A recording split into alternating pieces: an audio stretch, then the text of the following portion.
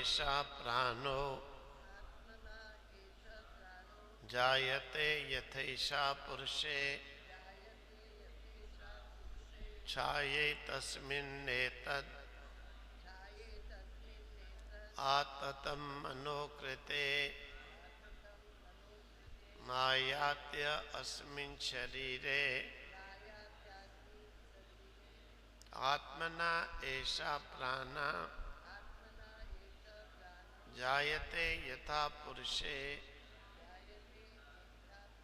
छाया एतस्मिन् एतत् आततं मनोकृतेन आयाति अस्मिन् शरीरे यथा सम्राट एवाधिकृता अन्य विनियुक्ते एतान् ग्रामान्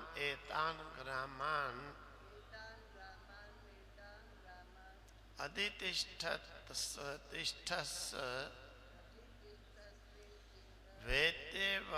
वेत्तेवमेवैषा प्राणा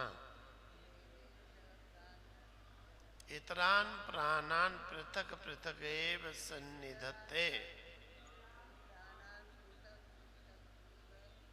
यथा सम्राटा अधिकृतान् विनियुक्ते एतान्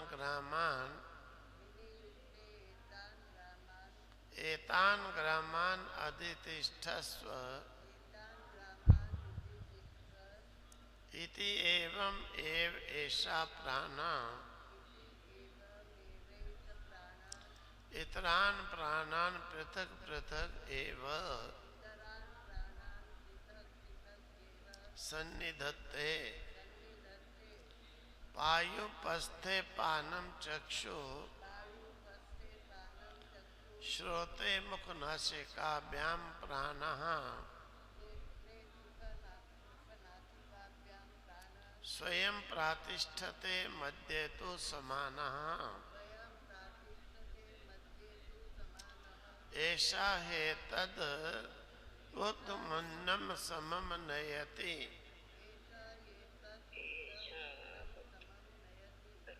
तस्मात् एताः सप्त अर्चिषो भवन्ति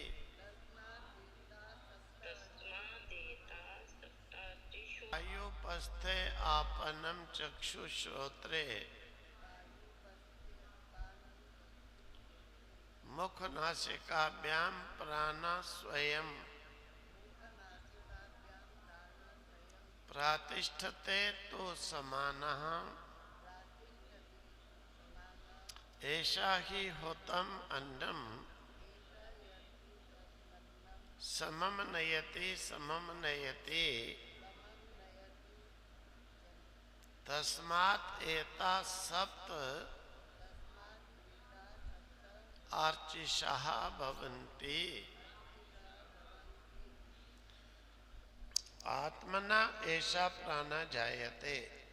जो ऋषि पुत्र ने पूछा कि प्राण कहाँ से आता है, कैसे आता है, कैसे जाता है। ऐसा प्राण आत्मना जायते।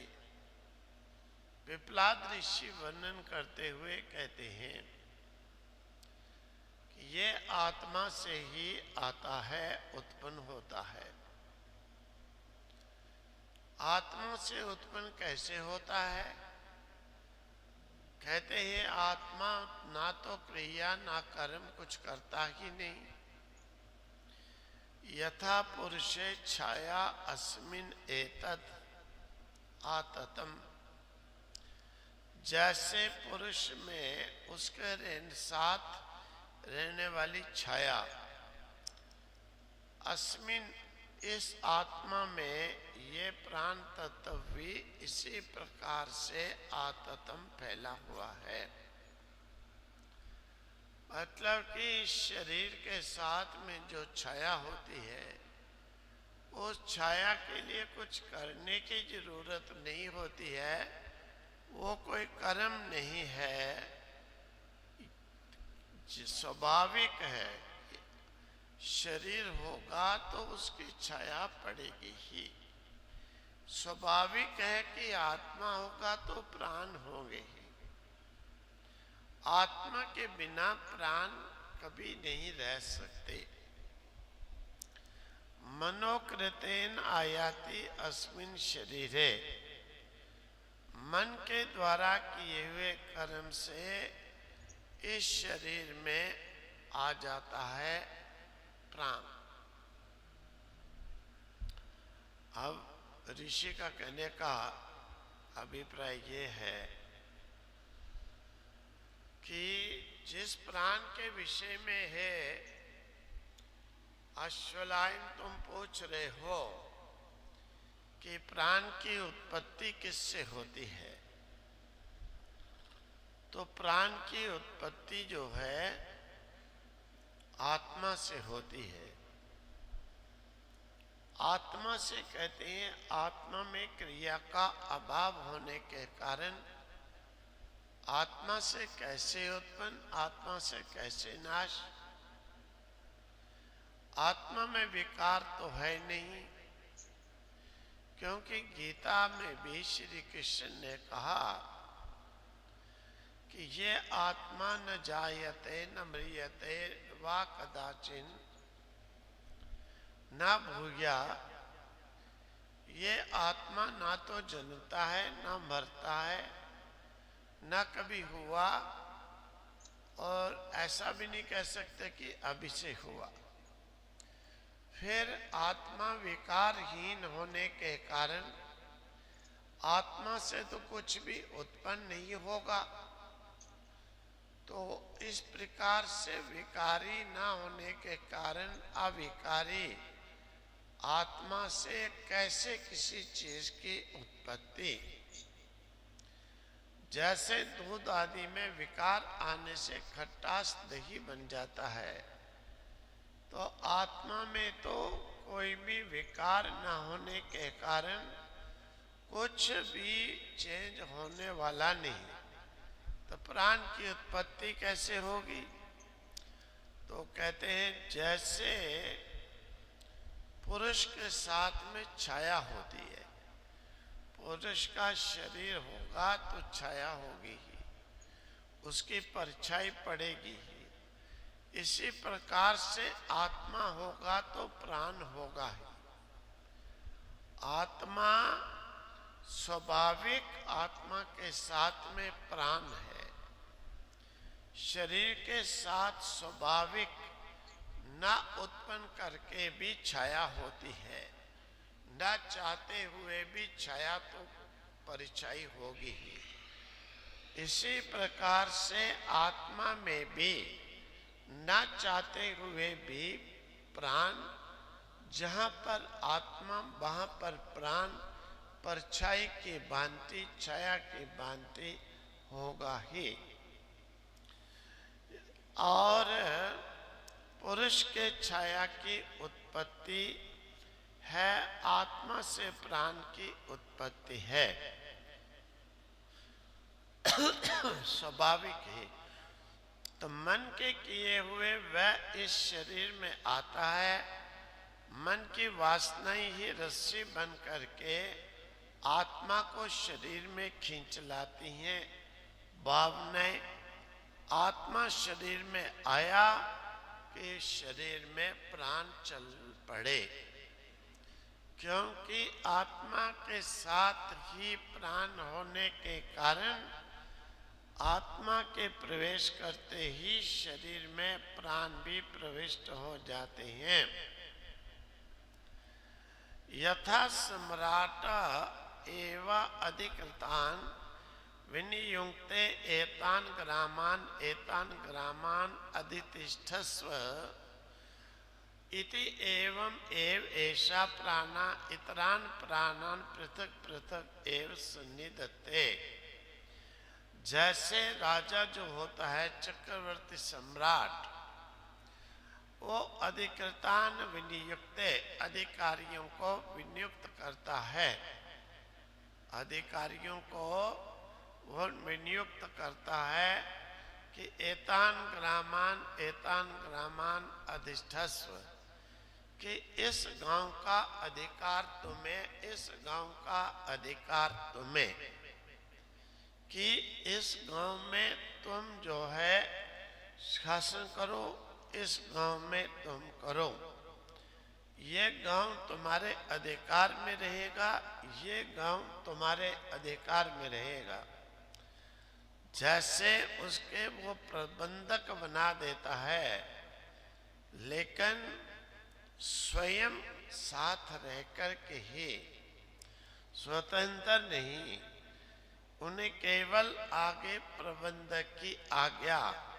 इति एवं एव ऐसा प्राणा, इसी प्रकार से ये प्राण भी, इतरान प्राणान जो दूसरे प्राण हैं, अपान व्यान उदान समान, इनको जो है पृथक पृथक एव सन्निधत्ते, अलग अलग करके इन्हें इस शरीर के अंदर नियुक्त करता है कि तुमने यहाँ पर काम करना, तुमने यहाँ पर करना। अर्थात जैसे सम्राट एक चक्रवर्ती राजा अपने अधिकारियों को भिन्न भिन्न जगहों पर भिन्न भिन्न अधिकार देकर कि तुमने यहाँ पर कार्य करना, तुमने यहाँ पर कार्य करना नियुक्त कर देता है। यानी एक एक गांव का अधिष्ठाता बना देता है। इसी प्रकार से प्राण भी अन्य प्राणों को अलग अलग करके इस शरीर के अंदर नियुक्त कर देता है। और इस शरीर में कौन से ग्राम की तरह से कहते हैं, पाय पस्थे पानम चक्षु श्रोत्रे मुखा नासिकाभ्याम प्राणा स्वयं प्रातिष्ठते मध्य तो समाना ऐसा है तद उत्तम अन्नम समम नयति तस्मात् एताः सप्त अर्चिषो भवन्ति।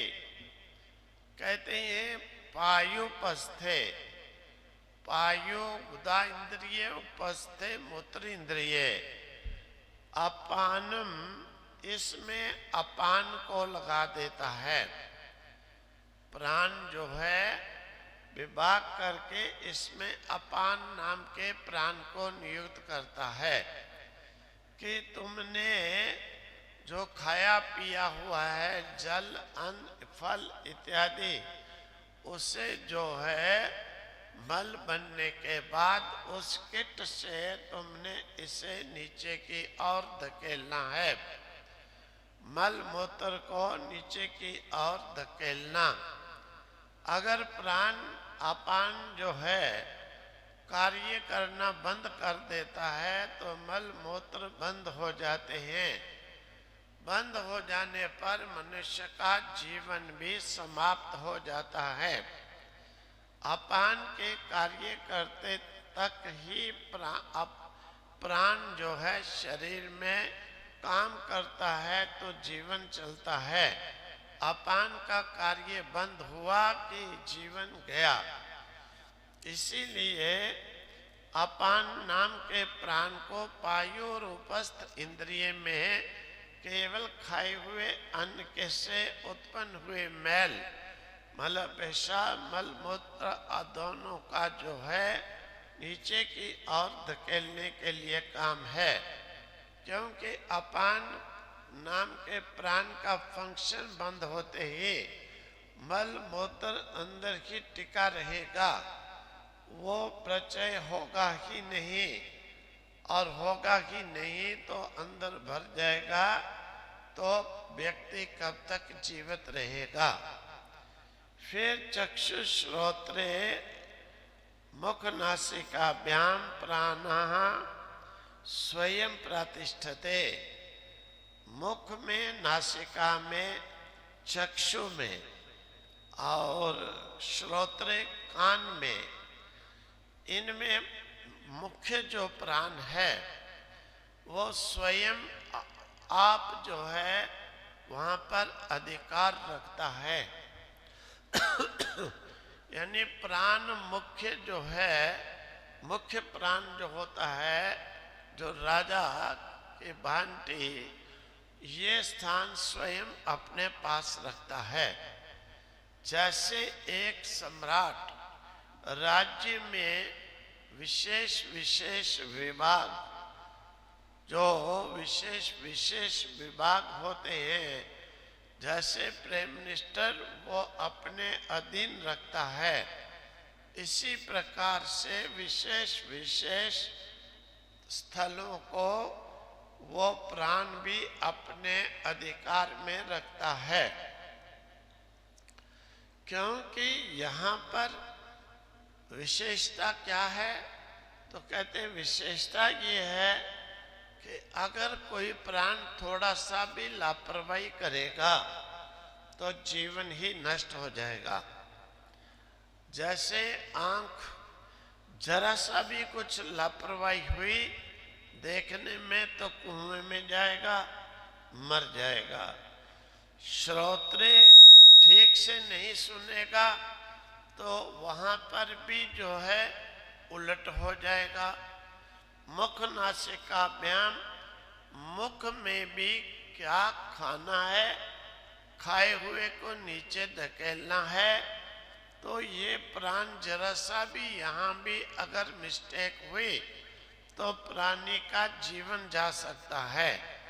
इसीलिए मुख्यतः से फंक्शन करने वाले दिमाग आदि के अंदर, क्योंकि पूरे शरीर का हिसाब किताब जो है जीवन दिमाग पर ही डिपेंड होता है।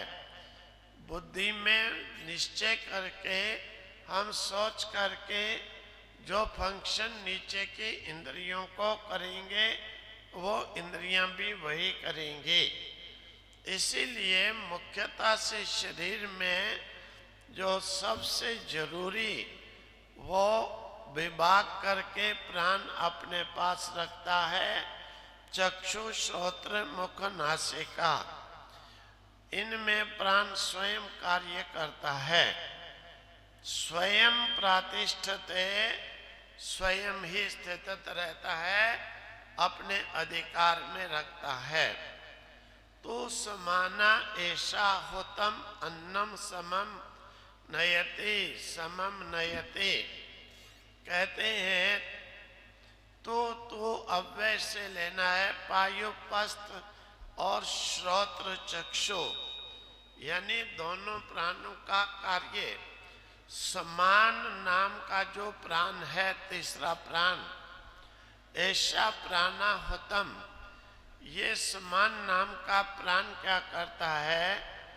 जो खाया हुआ अन्न है जठराग्नि में डालता है और वहाँ पर अन्नम समम नयति, जो खाया हुए अन्न को एक बराबर कर देता है, यानी वहाँ पर उसको जो है और पका करके रस बन जाता है, और इस रस को जो है समम नयति, बराबर करके सारे शरीर में ले जाता है। तो तस्मात् उस कारण से एता सप्त, ये जो इसीलिए वो सारे शरीर में ले जा करके उस खाए हुए अन्न के रस को, रस की जगह चर्बी की जगह चर्बी को, मज्जा की जगह मज्जा को और ब्लड की जगह पर ब्लड को समम नयति, बराबर ले जाता है। जहाँ जहाँ जिसका अधिकार है, जिसका वहाँ कार्य है। तो सप्त अर्चिषाः भवन्ति एताः, इस समान नाम के प्राण से ही ये जो सातों, दो आंख, दो नाक, दो कान और एक मुख या जिह्वा, ये अर्चिषाः भवन्ति, ये ज्वालाएं जो हैं ये जलती हैं, यानी अपने अपने कार्य को करने में समर्थ तभी रहती हैं जबकि समान नाम का प्राण इन्हें ले जा करके अपना अपना जो है कार्य करने की क्षमता के लिए रस, ब्लड चर्बी इत्यादि पहुंचाता है। इस प्रकार से प्राण शरीर में भिन्न भिन्न भाग करके अलग अलग हिस्से में कार्य करने के लिए प्राणों को नियुक्त करता है। पिपलाद ऋषि का कहना है कि इस प्रकार से प्राण जो है, जैसे गुदा उपस्थ भाग में अपान यानी अप आन, अप हो गया ऊपर, आन हो गया नीचे, कि नीचे की तरफ जो धकेलना, जिसे एलिमेंट्री सिस्टम भी कहते हैं, वो खाए हुए अन्न को नीचे धकेलता है।